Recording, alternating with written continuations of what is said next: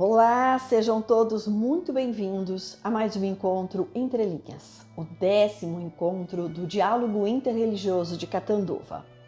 É uma grande honra recebermos representantes de 8 linhas de pensamentos religiosos que nesta oportunidade vão explorar o tema Crise Mundial, Religião e Ciência.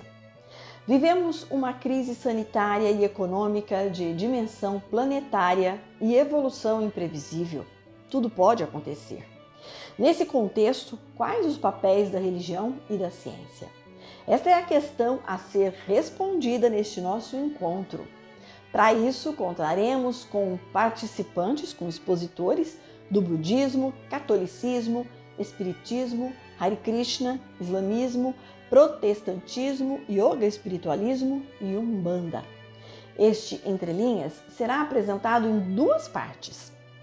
Esta primeira parte iniciamos agora com a palestra da representante do budismo. Bruna Buch é praticante de budismo tibetano no Centro de Estudos Budistas Bodhisattva de São José do Rio Preto. Ela é bióloga, doutora em microbiologia pela Unesp de Rio Preto e facilitadora pela metodologia do trabalho que reconecta. Olá, meu nome é Bruna. Queria dizer que é uma alegria poder compartilhar com vocês aqui no 10º Entre Linhas. Então, eu vou trazer um pouco da visão do budismo tibetano sobre o que a gente está passando hoje, né, essa pandemia, essa crise econômica. Eu falo como estudante e praticante do budismo, né, não sou uma autoridade nisso. E talvez eu consiga enriquecer um pouquinho com a visão da ciência como bióloga também. Então, para falar um pouquinho desse momento da crise mundial e como é que a religião e a ciência podem trazer um olhar sobre isso, né? Eu acho que a gente pode contextualizar, então, esse momento de disseminação do vírus da Covid-19, que vem afetando milhões de pessoas, levando milhões de pessoas ao óbito, e a consequente crise econômica, né? Então, a gente pode entender também a diversidade de situações no nosso planeta com relação a isso. Então, a gente vai ver que mesmo com a pandemia, alguns países conseguiram controlar a disseminação do vírus e eles seguem funcionando, né? A economia segue funcionando. Alguns países também já vinham sofrendo uma crise econômica antes mesmo de a pandemia se anunciar. Então, a gente tem várias condições, né? A partir disso que a gente está vivendo. Então, o Lama Padmasambhava tem no livro Relações e Redes, ele vai comentar que o processo econômico ele não é abrangente e nem nunca se propôs a isso. Se a gente olhar para a nossa sociedade, a gente vai ver que tem pessoas graduadas, pós-graduadas, competentes, com conhecimento naquilo que elas se propuseram a estudar, e mesmo assim elas continuam desempregadas. Ao mesmo tempo que a gente vai encontrar pessoas que não puderam estudar, não puderam ter uma formação profissional, né, digna, e elas se encontram também à margem do paradigma econômico. Então a gente vai entender isso, né, que é um processo excludente. Ele não é um processo bom ou ruim, mas é um processo que não consegue acolher a todos. Se a gente pensar também na natureza e nos seres não humanos, a gente vai ver a mesma coisa. Então, porque a gente acha que a economia tem que crescer sem limites, isso tem uma consequência, né, que é a degradação ambiental. Então, hoje a gente está vivendo uma sexta extinção em massa, com a perda de espécies diariamente, e uma degradação ambiental, que a gente vê na destruição das florestas, na poluição dos rios, da atmosfera, né? E isso porque a gente tem uma visão limitada sobre como a vida deve continuar, né?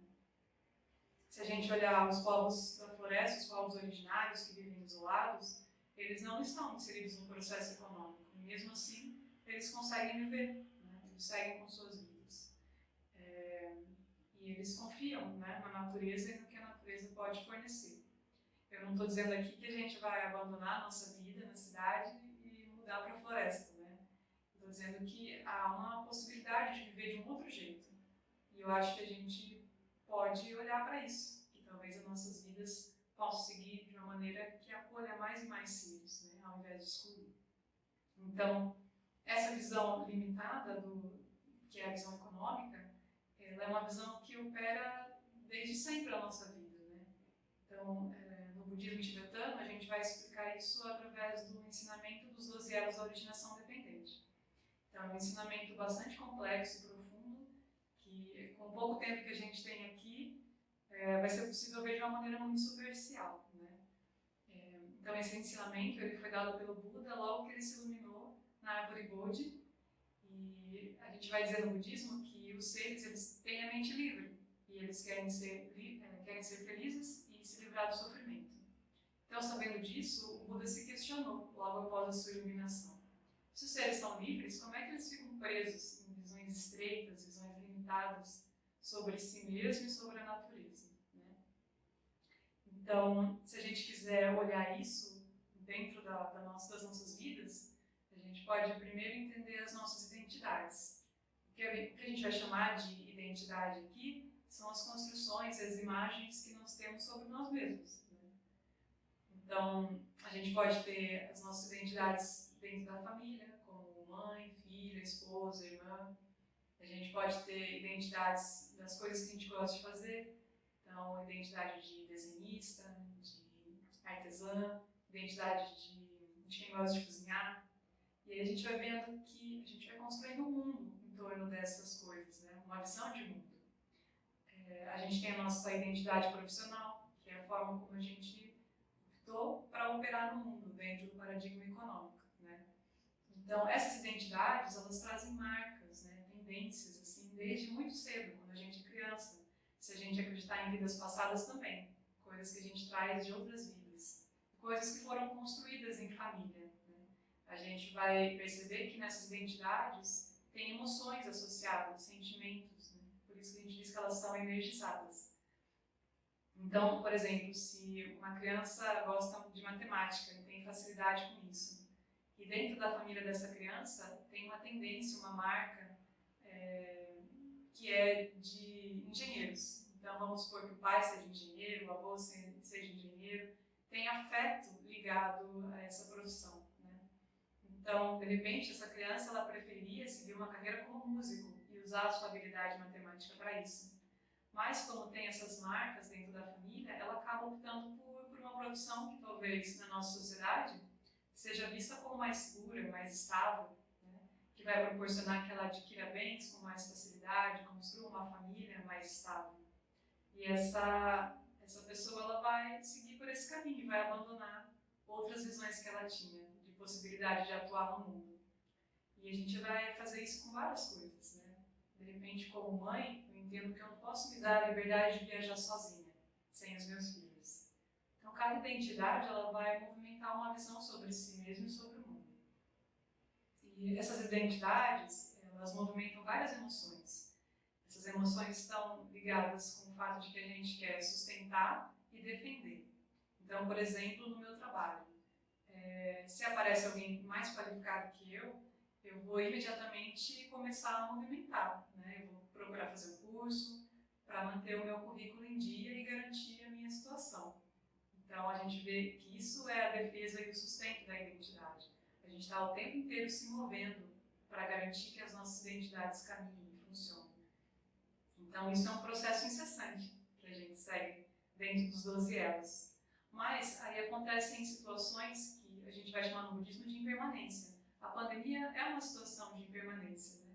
De repente, a gente tem um emprego seguro e esse emprego ele acaba, né? Então, a gente é dispensado do nosso trabalho. E aí a gente tem que reorganizar toda a nossa vida. Como é que a gente vai fazer agora? Então, essa imagem que eu tinha sobre mim e o modo como eu atuava no mundo, ela é destruída de uma hora para outra, né? Isso acontece o tempo inteiro, independente da pandemia. E a gente vai olhar o quanto a gente se perde quando isso acontece, né? A vida perde todo sentido. E, então, eu estou dizendo aqui que as identidades, elas não são um problema, né? Mas a nossa fixação a elas é um problema. E a maneira como a gente lida com isso quando elas deixam de fazer sentido na nossa vida, né? A gente vai encontrar o sofrimento. Mas o Buda ele vai explicar que quando a gente está operando com as nossas imagens, isso já é o sofrimento, né? Mas a gente só se dá conta quando a impermanência acontece. Então, esse é um ensinamento bastante profundo que a gente tem que praticar, né? A gente tem que tentar olhar isso bem profundamente na nossa vida. Mas isso é uma forma de explicar por Porque é que a gente fica preso em visões estreitas sobre nós mesmos e sobre como a vida deve ser. Então, uma visão estreita, por exemplo, como a do paradigma econômico, que a gente acha que a vida só é possível ali dentro, né? Então, isso é uma coisa para a gente contemplar. E eu acho que, partindo daí, né, se a gente pensar na nossa situação atual da pandemia e dessa crise, né, se há uma maneira de contribuição a partir das tradições religiosas, né, ou se é a ciência que deve tomar o lugar em reorganizar a nossa situação, né. Eu acho que são as duas coisas. Então, eu acho que as tradições religiosas elas têm um papel importante, né, na crise que a gente está passando agora. Então, eu acho que as tradições religiosas têm saberes que podem acolher as pessoas e ajudá-las a se entender no mundo delas. As tradições também elas são comunidades, né? São comunidades que se apoiam. Então, esse sentar em roda, ouvir uns aos outros, trazer visões de sabedoria, isso pode ajudar as pessoas a andarem melhor no mundo e entender como é que elas podem se reconstruir a partir de uma visão mais ampla sobre si mesmo, né? Se a gente pensar na ciência, ela vai ter um outro papel, né? Que é o papel de trazer soluções para os problemas que a gente vem enfrentando. Então, ela tem esse papel de olhar para a natureza, olhar para o nosso corpo, procurar entender, procurar um aprofundamento sobre isso e criar métodos, criar tratamentos e soluções para que a gente possa seguir com a nossa vida bem, né? Então, hoje a gente vê que a ciência está desacreditada. A ciência perdeu financiamento para continuar com as pesquisas e continuar formando pesquisadores. E a gente está vendo agora com a pandemia o quanto que os cientistas estão trabalhando, né, arduamente para entender esse vírus, para desenvolver as vacinas, produzir essas vacinas. E é a partir disso que a gente vai seguir, né? É isso que vai fazer com que a gente possa entrar numa normalidade novamente, né? Então, eu acho que, como sociedade, nós devemos apoiar esse trabalho e exigir dos governos, né, e instituições que voltem a apoiar, né, a ciência no nosso país. Eu acho que é a partir daí que a gente vai poder seguir. E eu não acho que existe um conflito entre ciência e religião, pelo menos não dentro da visão budista, né?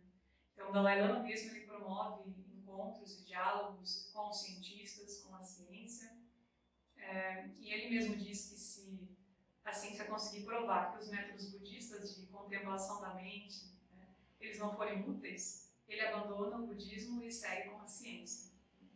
Então, não há um conflito quanto a isso. E mesmo o Dalai Lama ele diz que ele prefere que a gente olhe o budismo como uma ciência da mente, uma ciência que vai testar o nosso mundo interno e as nossas visões sobre o mundo externo também. Então, o Buda também disse essa frase: não tomem os ensinamentos como inquestionáveis, né? Testem os ensinamentos. E eu acho que isso é a visão da ciência também. A gente observa o mundo e faz testes, né? Para tentar entender aquilo tudo.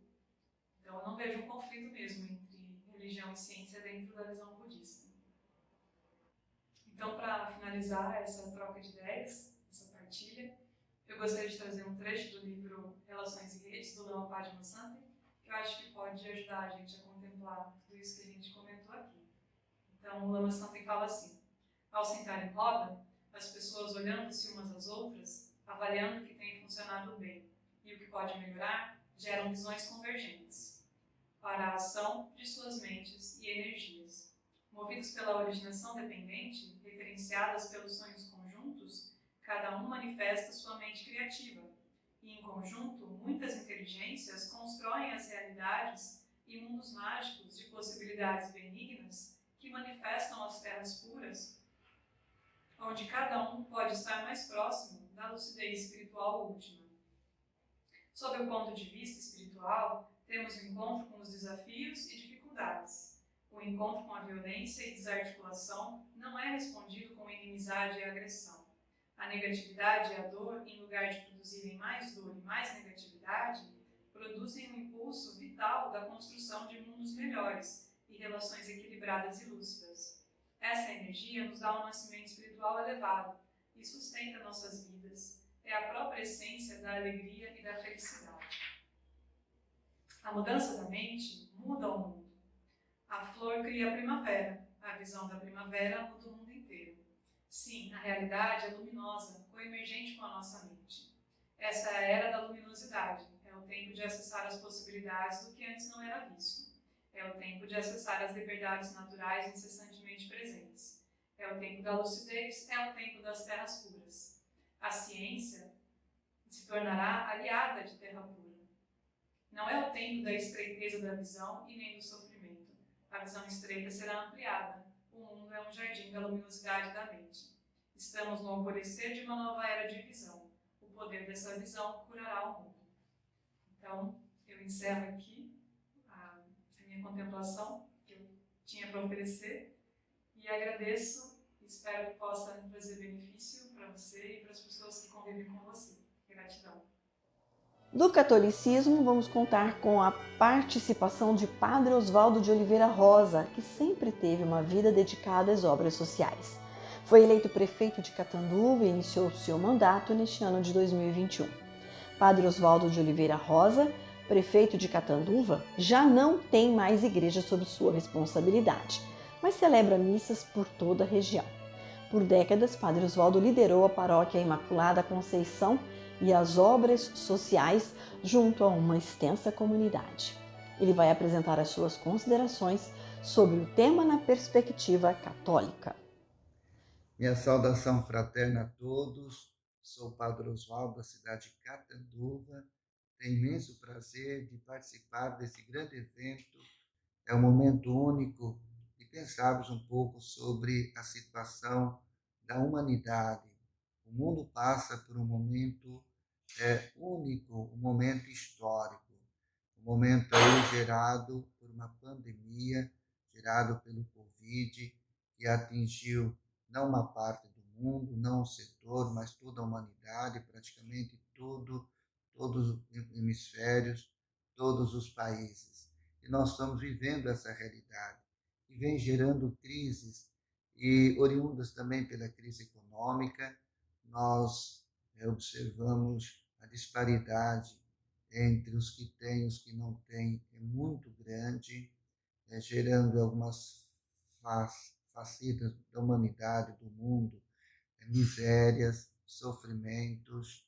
Nós somos despertados a um consumismo exagerado, e a publicidade é oferecida praticamente a todos, só que nem todos têm o acesso, têm o poder aquisitivo de se beneficiarem daquilo que está sendo oferecido. Isso também gera uma crise de valores, porque é oferecido um produto, mas nem todo tem acesso ao produto. Então, tem aqueles que podem frequentar o shopping, entrar nas lojas, adquirir produtos e sair lá meramente satisfeitos.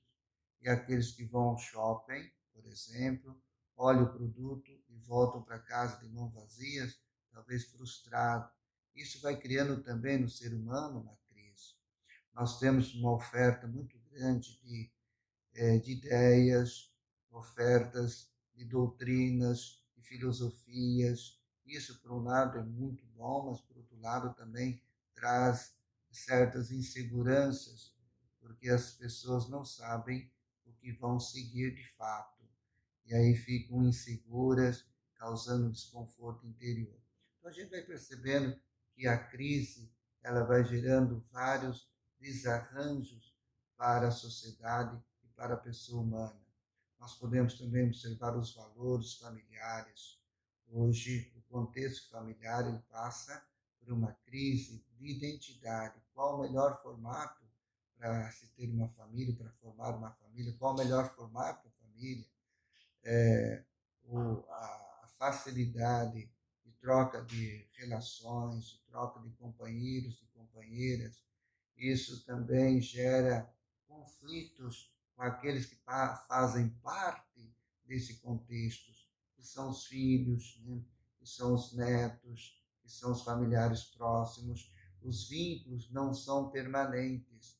Inicia-se um vínculo, e com o passar do tempo esse vínculo se quebra, inicia-se um outro vínculo, principalmente conjugal, e são pessoas participantes desse vínculo primeiro, do vínculo segundo, do vínculo terceiro, que nós vamos perdendo os paradigmas. Nós somos, no mundo atual, também um outro problema muito sério, é a questão de sermos muito virtuais. Né? A necessidade da tecnologia trouxe para o ser humano uma dependência.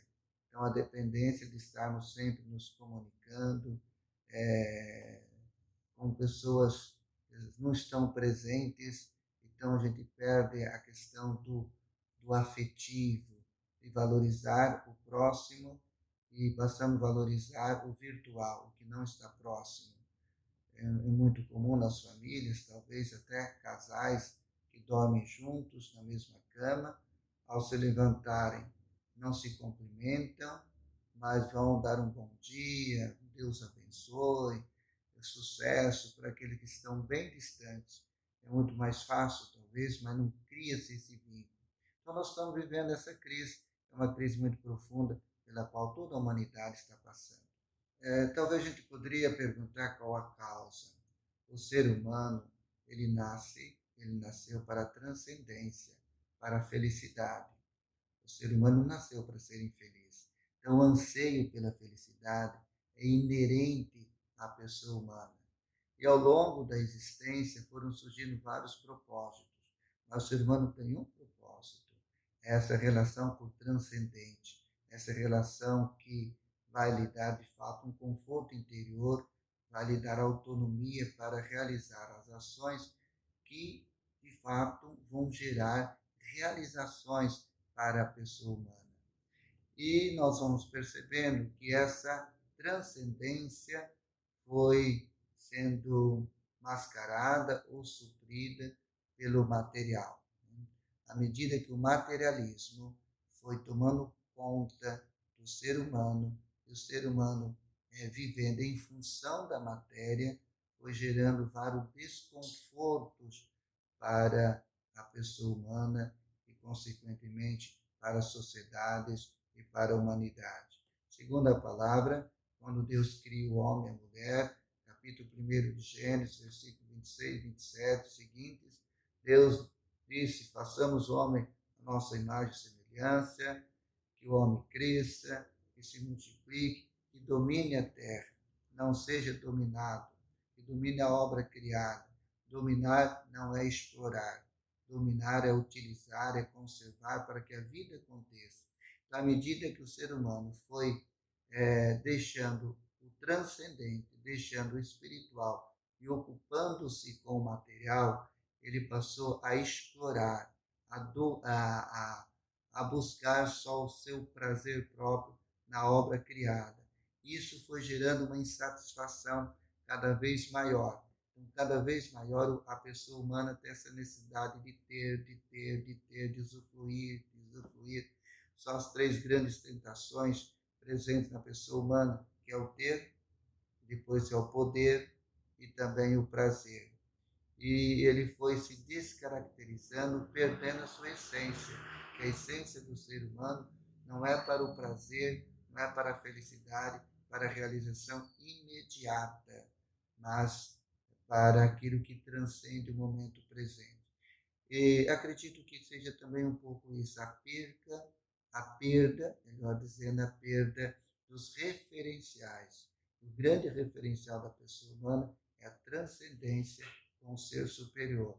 O ser humano nasceu para a felicidade e felicidade eterna. A religião e a ciência. A religião tem um papel fundamental.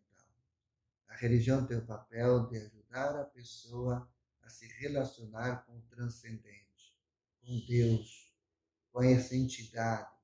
E quando a pessoa humana se relaciona de uma forma saudável com o transcendente, ela se realiza, e à medida que ela se realiza, ela se relaciona melhor com o outro que é a pessoa humana, com o outro que são as coisas criadas, a obra criada, o cosmos, a natureza, o os animais e todos os seres viventes. Então, relacionar-se bem com o transcendente é relacionar-se bem consigo mesmo e essa relação positiva com a obra criada.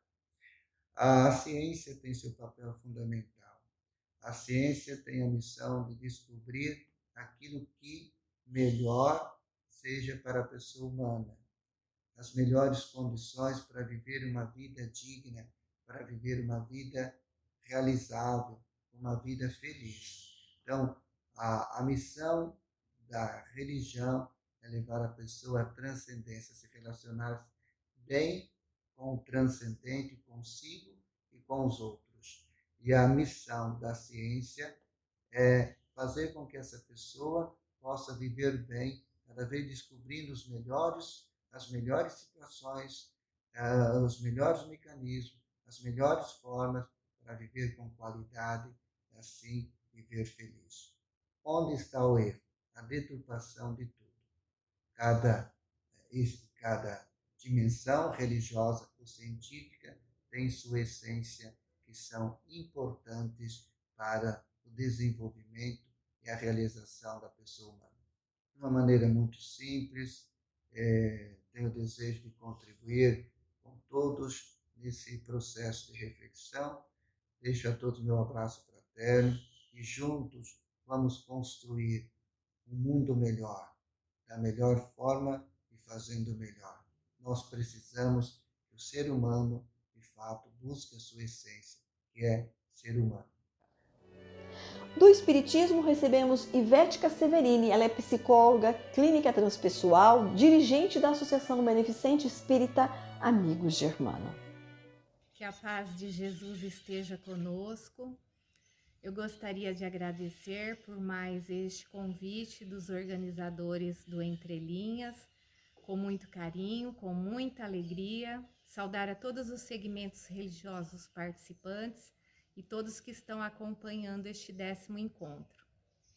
Bom, nós gostaríamos de começar as nossas reflexões voltando lá atrás, há 2,75 bilhões de anos ou mais, quando a Terra era habitada por seres unicelulares.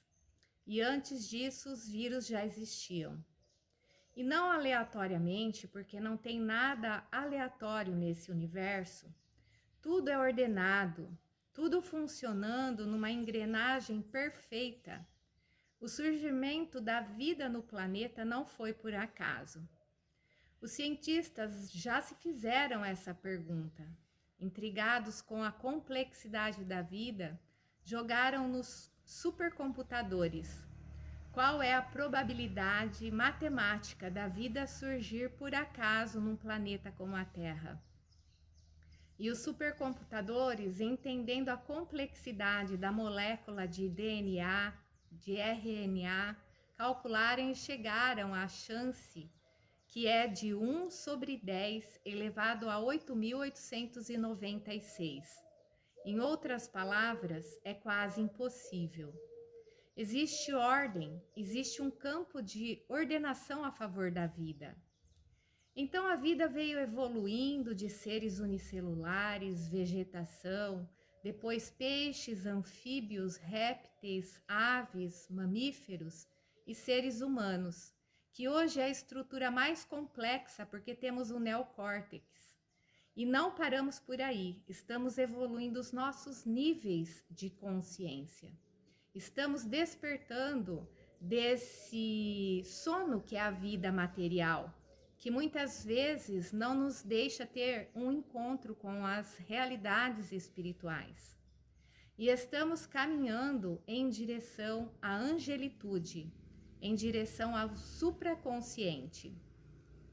Então a ciência vem descobrindo e trazendo novas verdades, verdades mais completas sobre a nossa origem, sobre o que é a vida, o planeta, sobre o que é tudo. É um campo onde tudo culmina com a mudança de consciência do planeta. E isso inclui as crises. Crise é algo que na nossa humanidade sempre existiu. As guerras, as revoluções, as epidemias, e sempre fizeram acelerar processos que já estavam em andamento. A crise é mundial, é do planeta, do coletivo. Então, a primeira coisa que precisamos começar a refletir é na união e a gente se fortalecer nessa junção e somar forças, vendo o que um tem de bom para complementar com aquilo que o outro tem de bom nele. Refletir nessa unidade e trocar a competição pela cooperação. Trocar o individualismo pelo coletivo. Claro que com essas bases científicas que vêm de centenas de anos atrás, você pega Isaac Newton falando da lei da materialidade, Darwin falando da lei da evolução. Essas bases onde existe competição, vence o mais forte, o resultado só pode ser esse ser humano competindo, um querendo matar o outro, um total medo, angústia, a total necessidade de juntar bens. Um ser humano egoísta, ganancioso, gerando desigualdades, gerando a degradação social de muitos irmãos na sociedade. Nós podemos perceber que no mundo atual, quanto mais ciência, mais miséria, mais fome, mais peste.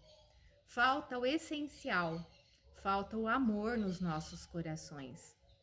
Muitas vezes nós poderemos estar pensando que diante dessa pandemia temos apenas que esperar a vacina de forma passiva, como se nós não tivéssemos nada a fazer. Achamos que precisamos usar máscara, álcool gel e assim queremos que as soluções venham de fora, do governo. Estamos esperando que o governo resolva o nosso problema, que as indústrias farmacêuticas resolvam o nosso problema. Então vem a mutação do vírus e nós percebemos que a pandemia ainda não vai acabar. Porque qualquer um que tenha um pouco mais de reflexão, que tenha uma visão holística do ser humano, que tenha um olhar psicológico, sociológico, um olhar espiritual, já entendeu que o nosso problema não será resolvido assim, porque nós estamos sendo convidados a viver um processo de transformação. Toda doença tem um papel a cumprir. Se ela ainda não cumpriu o seu papel, ela não vai acabar, porque a doença está sendo usada como uma sinalização. Ela está querendo nos mostrar que saímos dos trilhos. E nós precisamos nos perguntar: como estamos contribuindo para todos esses problemas que estamos vivendo? Será que a nossa euforia, nossa falta de interiorização, o nosso olhar só para fora, nossa falta de meditação, de yoga, nossa falta de oração, de leitura, nosso medo de falar das nossas dores, das nossas fragilidades, a nossa preocupação com o que os outros vão pensar, será que todos esses são sinais de que a nossa sociedade está doente? O vírus é um inimigo invisível e para lidar com as forças do invisível, a fé religiosa é fundamental para nós lidarmos com esses fantasmas que nos assustam neste momento. Nós precisamos da fé inabalável, que é somente aquela que pode encarar a razão face a face em todas as épocas da humanidade. Nós tivemos as críticas de Freud às religiões. Elas foram acusadas de produzir culpa, repressão, intolerância. Mas a psicologia moderna traz dados sobre os efeitos psicológicos positivos da fé. Claro que nós precisamos das vacinas, a ciência tem o seu papel a cumprir nessa pandemia. Não vamos ter a fé cega, mas a fé raciocinada. Vamos fazer tudo o que a ciência pede e, além disso, confiar em Deus. Nessa ordem que coordena tudo que existe dentro e fora de nós. E Kardec dizia que se a ciência viesse a contradizer algo dentro da codificação espírita, nós deveríamos ficar com a ciência. Mas até o momento não existe nenhum conflito. A ciência e o espiritismo devem andar juntos. Tanto o espiritismo deve se beneficiar das descobertas da ciência, como a ciência deve se beneficiar do espiritismo, para não ficar no materialismo. Nessa pandemia, existe o enfrentamento material, mas existe também o enfrentamento espiritual. Qual é o enfrentamento espiritual? Os infectologistas estão falando que essa crise poderá ser muito mais uma crise econômica do que da infectologia. Será que teremos mais falidos do que falecidos? E qual é a reflexão que nos cabe frente a tantas mortes, frente a tantas dores, aos ansiosos, depressivos, aos falidos? Qual é o processo moral diante da crise financeira? Precisamos nos perguntar, porque a fome mata 24 pessoas por minuto.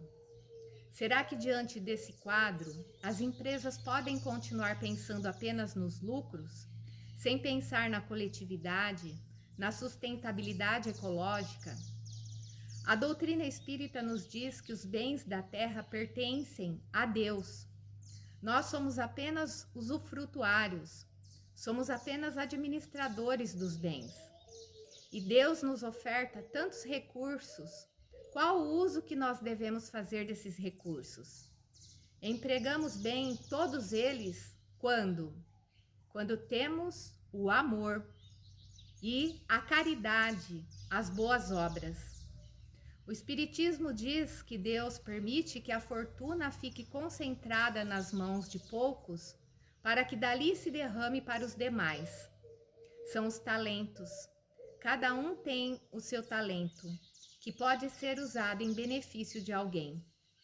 Se o talento que recebemos foi a riqueza, devemos usá-la, desenvolvendo o prazer de ajudar, de compartilhar. Porque o vírus está afetando a economia assim, violentamente, sem precedentes. E se ficarmos julgando essa pandemia é um caos, é uma tragédia. Se olharmos essa crise dessa forma, poderemos entrar em desespero e poderemos sofrer muito. A fórmula do sofrimento é dor vezes resistência. Se a dor é grande, se a dor é 1000, mas a resistência for 0, o sofrimento será 0. Se olharmos para essa pandemia e pensarmos que ela pode ser um marco de transformação desse mundo, onde muitos paradigmas, muitos padrões podem ser quebrados, nós abençoaremos tudo o que está acontecendo, porque poderemos ter uma consciência mais humanitária. Isso é física. Tudo no mundo da forma para acontecer precisa antes do campo de energia. É o campo que determina a forma. Não adianta querer mexer na forma se o campo está oscilando de maneira diferente daquela forma. Se nós impregnarmos o nosso planeta, esse campo do planeta com informações de amor, de unidade, de cooperação, nós vamos contribuir com um campo de transformação do planeta, para que ele não seja mais esse mundo de provas e expiações, mas um mundo de regeneração. Nós ainda não vimos a história toda, que poderá ser uma história de muitas mudanças, de muitos progressos em várias áreas. Precisamos começar a perceber que por trás desse caos existe ordem, tem uma razão, que é Deus, inteligência suprema, causa primária de todas as coisas. Que Jesus nos abençoe. Pela atenção de todos, muito obrigada e muita paz. Do Hare Krishna, recebemos agora Rodrigo Fernando Luna, Ramananda Raya Dasa. Como ele se diz, um pequeno estudante do Vaisnavismo, o Hare Krishna, técnico judiciário da Justiça Eleitoral também. Hare Krishna, saudações a todos. Muito obrigado pelo convite. Embora eu seja apenas um estudante inicial, estou aqui humildemente tentando representar o movimento Hare Krishna, frisando sempre que existem outros devotos mais sábios, mais inteirados com todo esse corpo de conhecimento milenar, que é a cultura védica e especificamente o Vaishnavismo, que é popularmente conhecido como Hare Krishna por muitos. Dito isto, partamos então para o tema, que é a crise mundial, ciência e religião. Primeiramente, gostaria de apontar que, assim como Newton explicou na sua terceira lei, toda ação leva a uma reação de efeito contrário, de mesma força e intensidade, porém de sentido oposto. Observamos que durante um bom tempo na história da humanidade, houve um período chamado período das trevas, em que a religião tradicional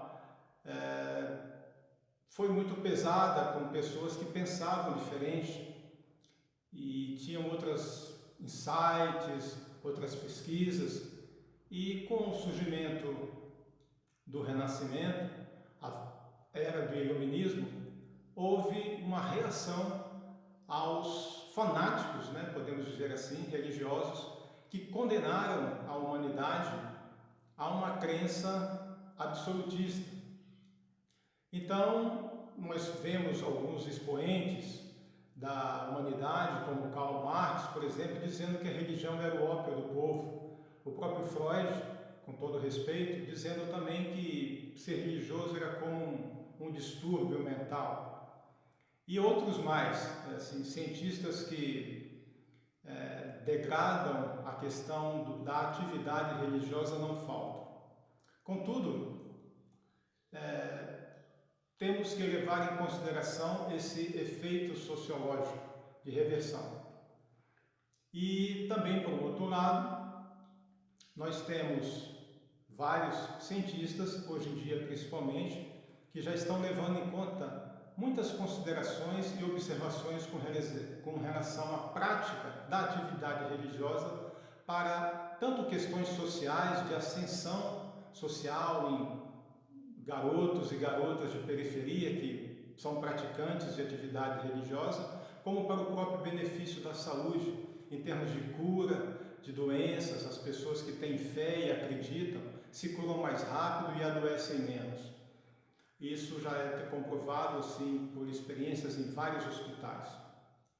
Então, considerando essa questão da ciência como uma atividade intelectual e prática que abrange um estudo sistemático do mundo, do corpo, de condições e análise do mundo físico, através da observação e experimentação, podemos ver que o campo de estudo e prática da ciência é o mundo fenomenal. E o cientista é aquele que lida com situações e observações com muito do que ele pode manipular.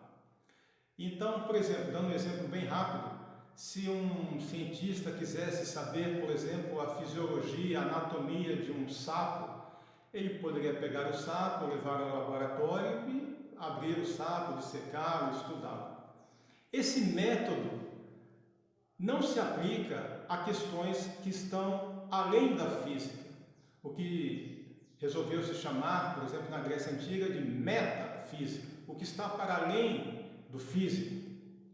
Então, há de se ter um outro processo, um outro método que levaria ao mesmo objetivo de conhecimento desse objeto superior, desse ser criador, que podemos chamar de Deus, que seria diferente desse método, pois esse método não se aplica, não é adequado para o mesmo objetivo que é conhecer.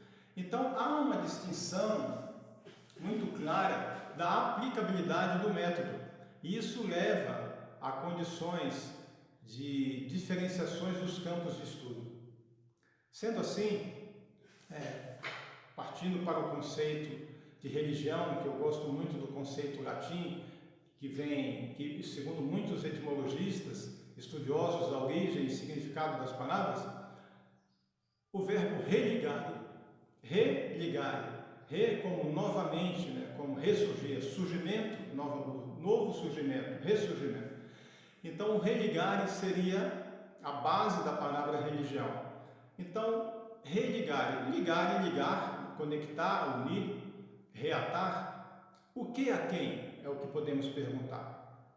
Então, seria um processo que poderia novamente reunir, religar, reatar a alma espiritual, o ser humano como completo, com o seu Criador, Deus. Então, esse seria o método pelo qual a alma espiritual, o ser humano, poderia novamente se conectar com o Ser Supremo. Podemos observar na história da humanidade que nem sempre foi assim, houve um conflito entre essas duas áreas de conhecimento. Se estudarmos o mundo greco-romano, vemos que havia um respeito e até um certo sincretismo de religiões e observações referente às diferentes visões de mundo, que inclusive há uma famosa frase que diz que você está dizendo a mesma coisa que eu sei em outras palavras. Ou seja, as diferentes religiões do mundo antigo falavam a mesma coisa de formas diferentes. Então, há um grande sábio na nossa linha de tradição religiosa, chamado Bhaktivinoda Thakur, e ele estudou dezenas de religiões, islamismo, cristianismo, judaísmo, e ele via que isso é uma coisa muito presente. De formas diferentes, podemos falar da mesma coisa. Penso eu e acredito sinceramente que isso só demonstra a grandeza do ser criador. Então, saindo desse princípio e avançando um pouco mais, podemos observar hoje em dia que parte da ciência já questiona podemos dizer até uma certa prepotência dos cientistas ateístas com relação à nova onda do design moderno. Pela observação, podemos concluir, andando em qualquer cidade, a construção, por exemplo, de um relógio na torre de uma igreja.